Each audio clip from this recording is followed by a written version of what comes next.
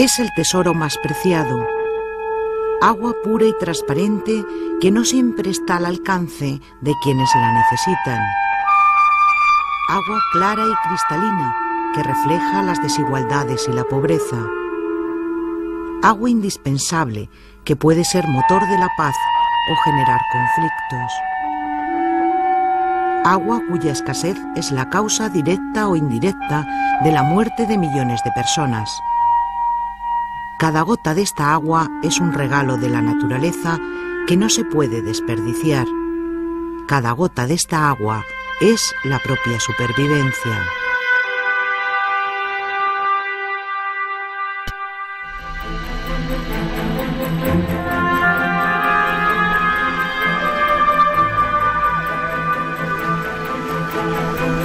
El agua es imprescindible en cualquier parte del mundo, pero en África conseguirla condiciona la vida. Muchos dedican la mayor parte del día a buscar y transportar la poca agua que pueden consumir a diario, y esa tarea se convierte en la prioridad de cualquier familia. Una difícil misión que suele recaer en la mujer y que le impide otras actividades como la incorporación al trabajo o al estudio. Estos continuos desplazamientos también afectan al hogar. La mujer tiene que dejar a sus hijos solos en casa para ir a por agua.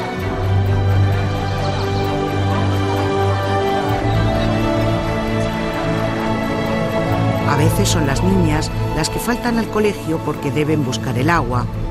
En otras ocasiones, las abuelas tienen que soportar las largas caminatas para llevar el agua a casa.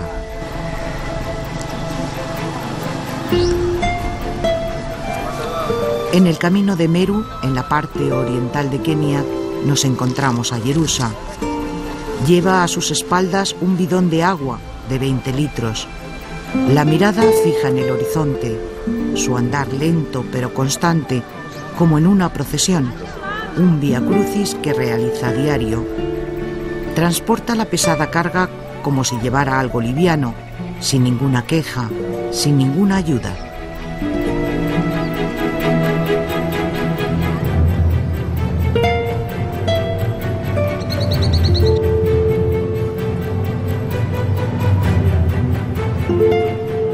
Acaba de iniciar su marcha diaria, lleva el agua y ese es un valioso trabajo del que depende toda la familia.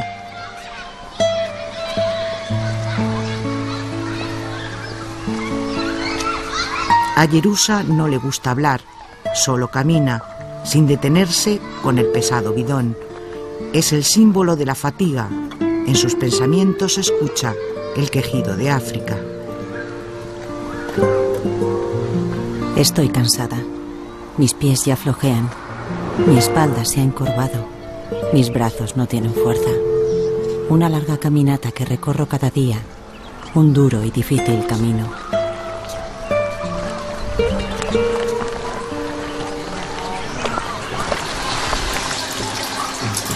El agua brota de las mismas entrañas de la montaña. En el bosque de Yambembe, al noreste del monte Kenia, las paredes de la montaña sudan agua, gotas que resbalan por la piedra y que al caer suenan como una melodía en medio del frondoso bosque.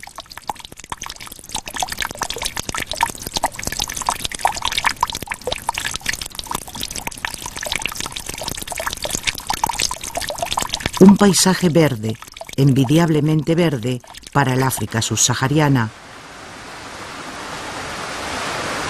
Toda una gama de tonalidades de ese color que exhiben las enormes arboledas que coronan esta montaña, la que en Meru llaman la montaña del agua.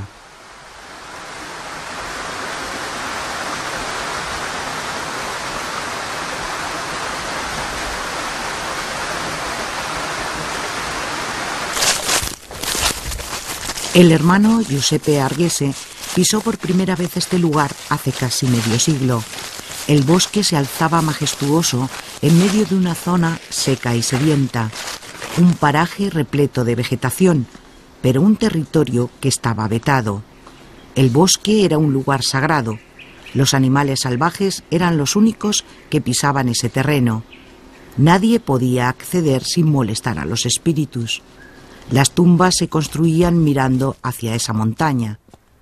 La entrada solo estaba permitida a los ancianos de las tribus, y cualquiera que pretendiera pasar tenía que superar una serie de rituales que le otorgaban ese privilegio de convertirse en anciano, una figura muy respetada en la tribu. Pero el agua estaba allí, y Argese estaba dispuesto a todo porque sabía que en ese lugar tenía que iniciar su camino, el camino del agua.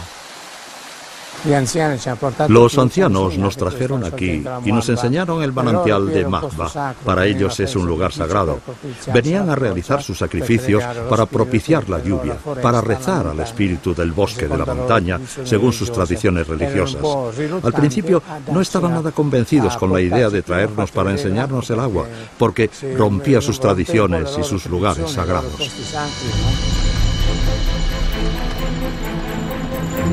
Argese, misionero de la Consolata, llegó a Kenia cuando este país aún estaba en manos del poder colonial inglés. En su maleta, repleta de buenas intenciones, había también un encargo: la difícil tarea de buscar agua para las poblaciones más pobres y que facilitara el trabajo de la misión en la diócesis de Meru.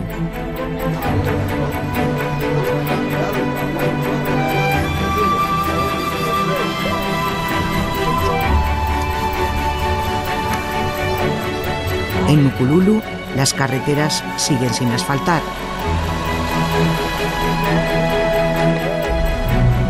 Un enfilado camino de arena y piedra conduce a la misión.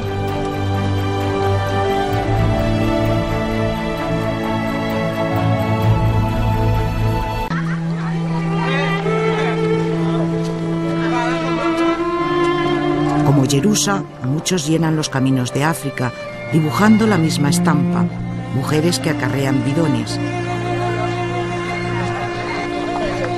Jerusa hace una parada, siempre en el mismo sitio, siempre a la misma hora, junto al mismo árbol, ese pequeño descanso que le sirve para recobrar fuerzas.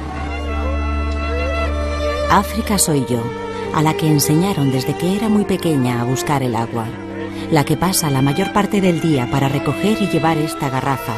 Una tarea que, como yo, realizan mis vecinas. Una garrafa de agua que tiene que llegar para toda la familia. La lluvia era la única fuente de agua para los habitantes de esa región. Un agua que cae solo en 2 periodos del año y que muchas veces ni siquiera cumple con esa cita.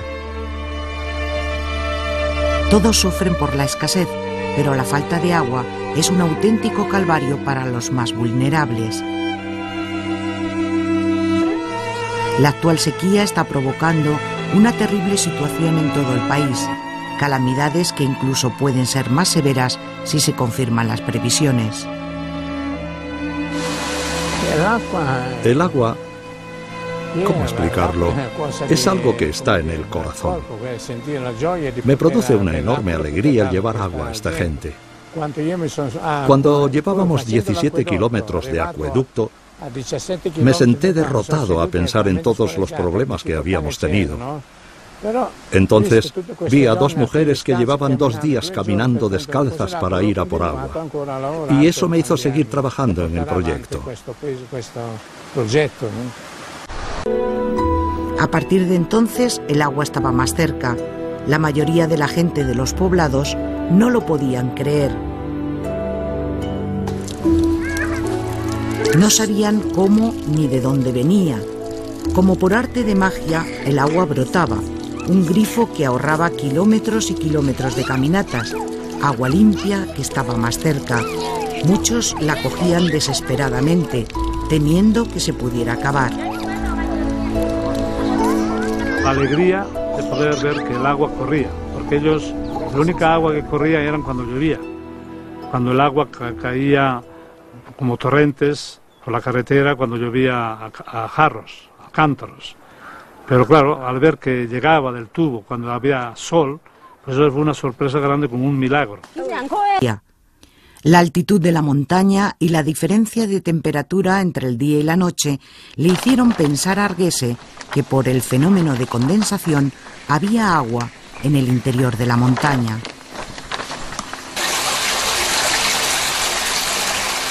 Arguese nos muestra el sitio donde empezó, junto con unos cuantos lugareños y algunas carretillas, a excavar una galería para recuperar las gotas de ese agua subterránea que filtraba la montaña. Aquí están los manantiales que traen el agua recogida aquí. La diferencia está en que no contamos con un caudal normal, sino que el agua se recupera gota a gota, una a una, de aquí y de allá, hasta sumar una cantidad de agua suficiente como para poder abastecer a 250.000 personas.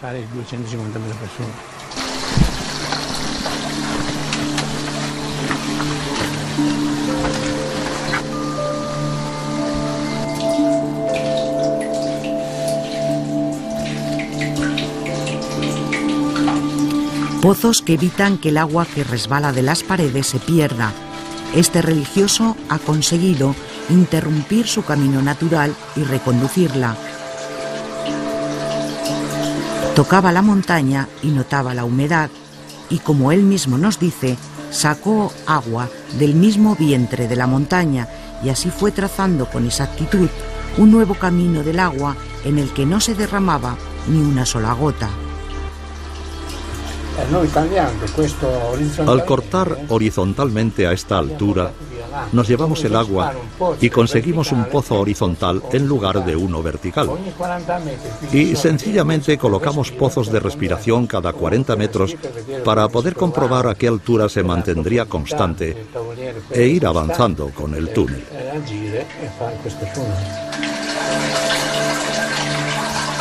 Galerías excavadas en las que se oye el constante sonido del agua, pasillos construidos en el interior que esconden esa gran riqueza. Aquí debajo, a unos 100 metros, cuando construimos la estructura que preparaba la presa, me encontré con esto. Había 400.000 litros de agua corriente.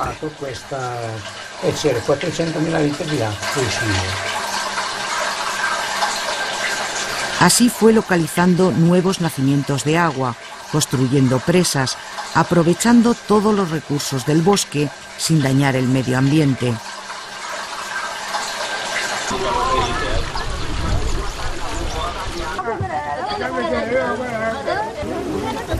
Muchas de estas personas sobreviven con menos de 5 litros al día por familia, y la mayoría son familias numerosas. A la escasez de agua se suma la mala distribución de los recursos, la falta de saneamiento y la mala gestión por parte de las autoridades. El mantenimiento de esas tuberías es difícil. Muchas pasan al lado de las carreteras. La gente que no sabe de dónde viene ese agua aprovecha cualquier desperfecto de esos tubos para llenar sus garrafas. Este agua puede usarse. Es limpia. Viene de una tubería. La gente la ha roto para cogerla. Vengo de allí, de aquel pueblo. A 9 kilómetros. Esta agua la trajeron los padres. Los padres han venido de fuera para buscar agua a los de Kenia.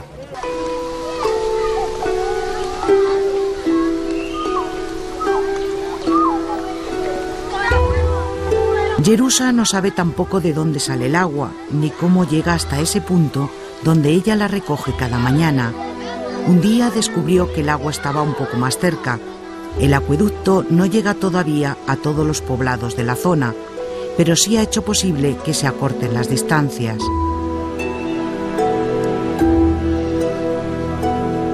Con su bidón se dirige ahora por un camino de arena. Lleva andando varios kilómetros, pero aún no ha llegado a casa. Su esfuerzo es el grito de todo África, el quejido de un continente cansado de sufrir la escasez.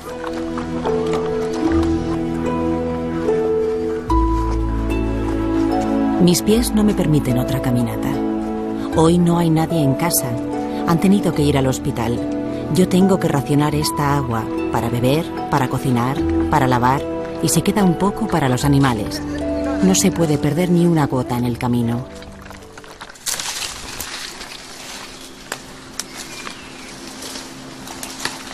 El hermano Arguese observó a los lugareños y con ellos aprendió la técnica zahorí que utilizó en la búsqueda del agua.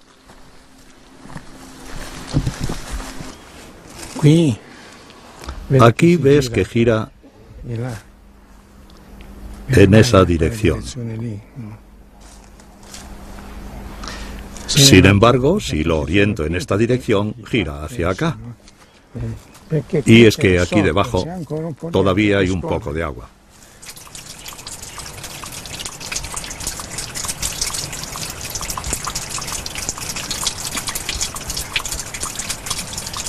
Conoce palmo a palmo este bosque, le gusta pasear por él, disfrutar de su paisaje y de su silencio, recordar esos primeros años de laborioso trabajo.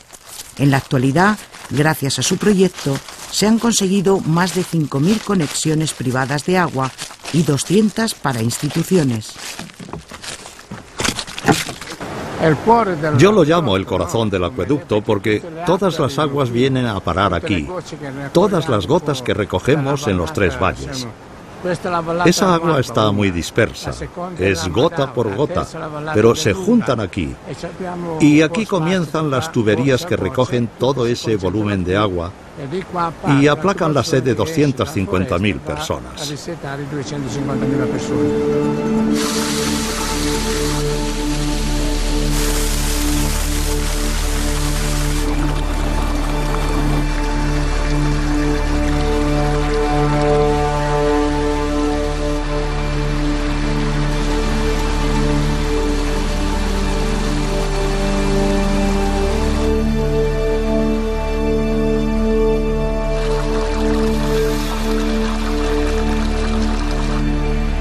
En casa de David hay un tanque de agua.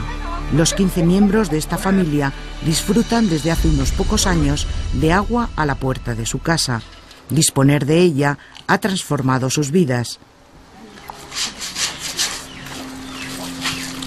A estas horas hay un gran ajetreo en la casa. Tener agua ha evitado que las mujeres y los niños tengan que hacer esos largos desplazamientos, y ahora los pequeños están mejor atendidos. El aspecto de su vivienda también ha cambiado, y el cuidado personal. Ahora dedican más tiempo a la limpieza y también a su higiene. Los niños están expuestos a menos enfermedades. David lo llama el milagro de cada día. Ahora puedo dar también de beber a mis vacas, ayudar a mi familia. Porque esta zona de agosto a septiembre u octubre es muy seca. Y la gente sufría mucho por la falta del agua. Esta familia vende parte de su agua a otros vecinos que no disponen de enganche. Desde primeras horas, la gente se concentra en la puerta de la casa. Para todos ellos, la compra del agua representa uno de los mayores desembolsos diarios. En una zona donde la mayoría de la gente se dedica a la agricultura, el regadío se lleva la mayor parte del agua. Para ellos, que sobreviven con €1 al día, la compra de agua equivale a aproximadamente a un cuarto de su presupuesto diario. El agua es la vida. Sin agua no puedes sobrevivir. Así que yo rezo todos los días por el hermano, por los padres de la diócesis de Meru, porque se han encargado de hacer un excelente trabajo.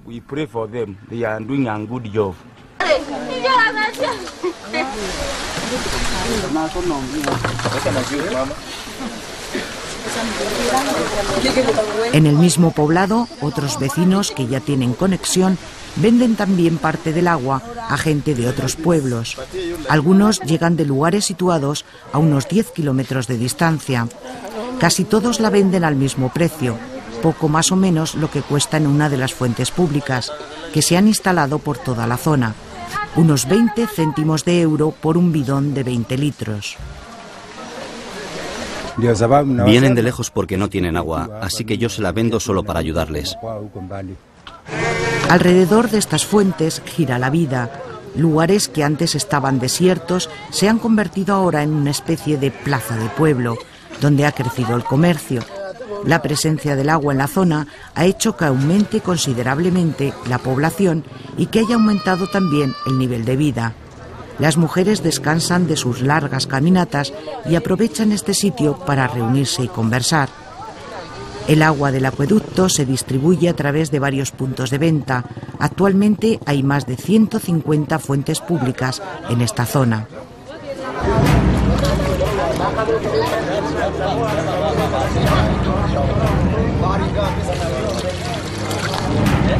Cada año, según datos de Naciones Unidas, mueren más de 2 millones de personas en el mundo, la mayoría de ellas en países en desarrollo, por enfermedades derivadas de la escasez o falta de saneamiento del agua.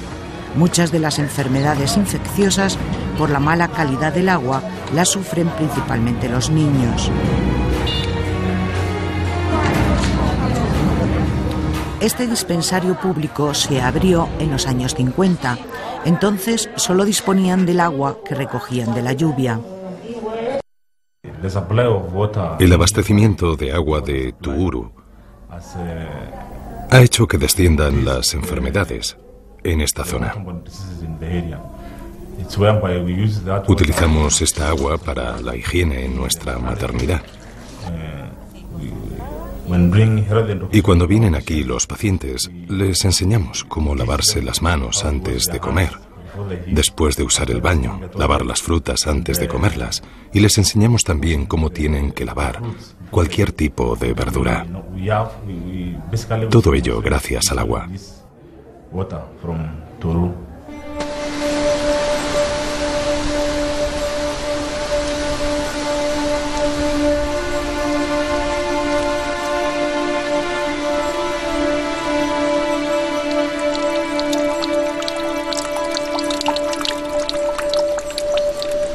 Dos presas, 250 kilómetros de tuberías y varios depósitos que se esconden entre el espesor del bosque.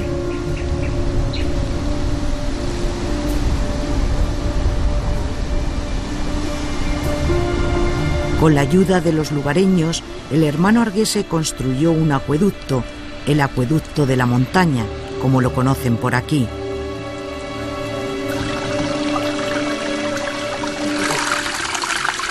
Él sigue buscando, por el bosque Yambembe, el camino del agua. Como el agua de la lluvia se acumula en este bosque, Arguese piensa que la construcción de otra presa triplicaría el agua existente en este valle del río Ura, en la parte alta de la montaña. Esta es el agua que corre, el camino del agua. Esta presa contendrá entre 700.000 y 800.000 metros cúbicos, que son suficientes para abastecer a la población en los meses secos de agosto a octubre. Y además de ser beneficioso para la gente, será también muy útil para todo el sistema ecológico e hídrico, porque ayudará a conservar el bosque. Una gran obra de ingeniería que ha puesto en marcha este misionero sin haber pasado por ninguna universidad. Es algo autodidacta. Si no sabes, puedes llegar a saber a través de la lectura y encontrando a personas capaces de enseñarte. No hace falta ir a una escuela.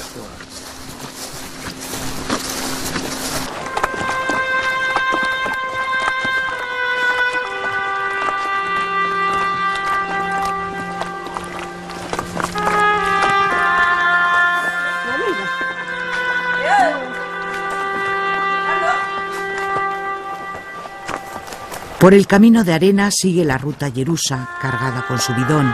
Entre poblados desperdigados, sigue su rumbo incansable en medio de un paisaje seco e inhóspito, serpenteando las aldeas, sorteando las espinas de los matorrales, al mismo ritmo que cuando empezó su caminata.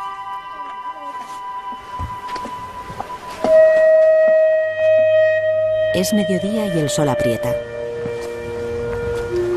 Pero no puedo desfallecer. Tengo sed, pero no puedo abrir el bidón. Esta agua es para la casa.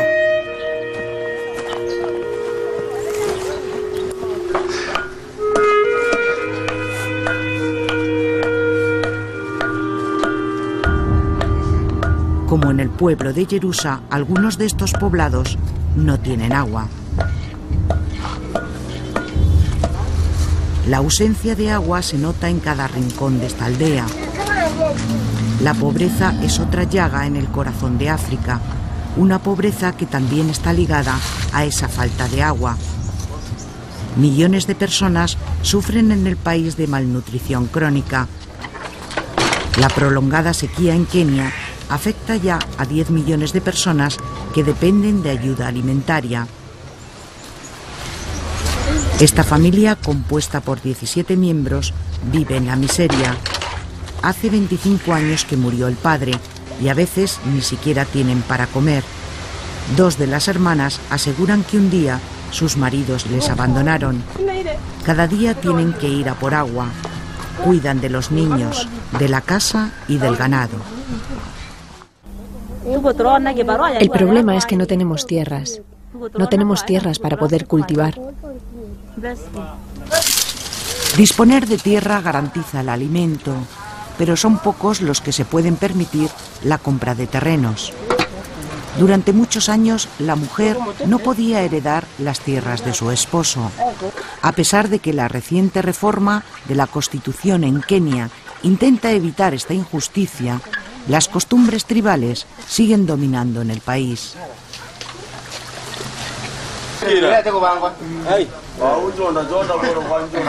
La escasez de agua ha dañado enormemente a la agricultura. La gente no puede regar sus pequeños huertos. Sin embargo, cada vez son más los que se dedican al cultivo de una planta algo especial. Se trata de la mirá, una planta alucinógena, cuya rentabilidad hace que proliferen sus plantaciones. Desde primeras horas del día, grupos de gente, hombres y mujeres, preparan los ramos para después transportar a Nairobi para su venta. Las ganancias son mayores que las que proporciona cualquier otro cultivo. Estos hombres aseguran que esta planta no necesita más agua que cualquier otra. La mirá nos da dinero para mantener a nuestros hijos y poder llevarlos a la escuela. No daña, da mucha energía. Te quita el cansancio y te da apetito sexual.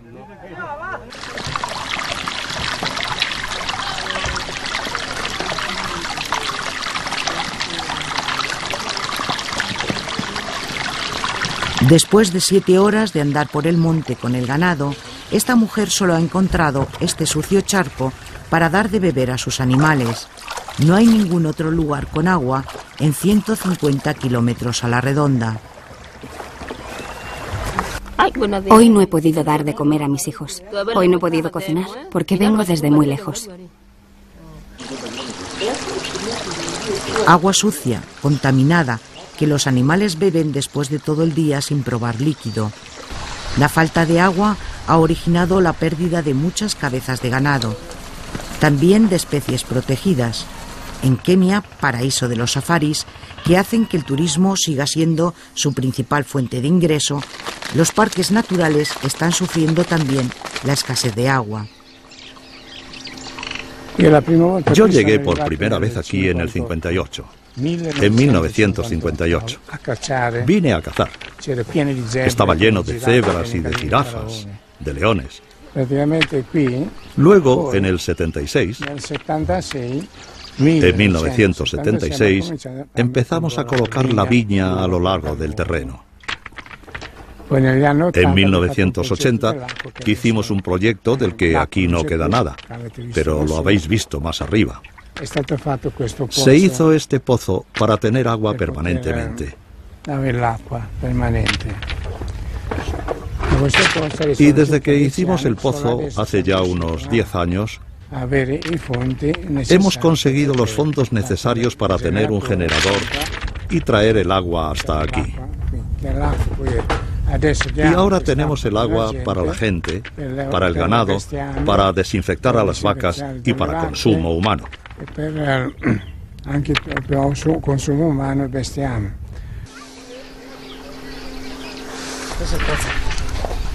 Estos viñedos plantados por el hermano Arguese son el escaparate de su nuevo empeño. La nueva presa servirá para dar agua a los agricultores y poder mantener el ganado. Esta es la finalidad de la viña. Ahora la gente ha comenzado a pensar: bien, vengamos aquí, compremos. Cuando haya sequía, el que tiene un terrenito gana algo. Manda a sus hijos a clase, compra comida para los niños, porque no hay nada más. Por suerte, como con la viña, si traemos más agua, aquellas familias podrán llegar a tener un huerto propio. Cuando escuchas el sonido del agua, es pura felicidad, porque es un sueño.